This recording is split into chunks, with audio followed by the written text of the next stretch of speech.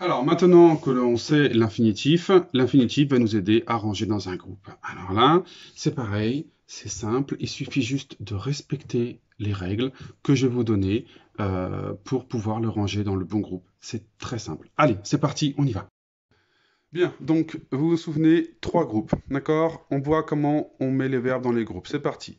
Premier groupe, le groupe le plus simple. Pourquoi? Parce que dès qu'on entend et dans un verbe qui a l'infinitif, ça s'écrit er, d'accord? Et donc s'il s'écrit er, c'est que c'est un verbe du premier groupe. Il n'y a qu'une seule exception, c'est le verbe aller. Retenez-le, c'est juste ça. On l'a dit et re-redit. Ça devrait aller maintenant. J'ai confiance en vous.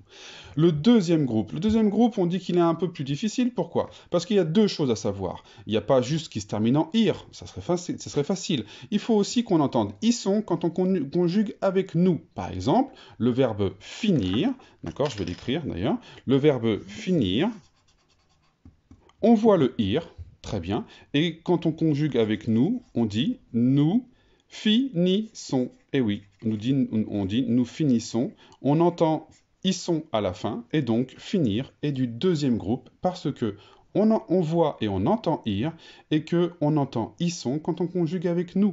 Par exemple, le verbe partir, lui, ne fait pas partie du deuxième groupe, parce que on voit bien et on entend le ir dans partir, mais on ne dit pas nous partissons, on dit nous partons.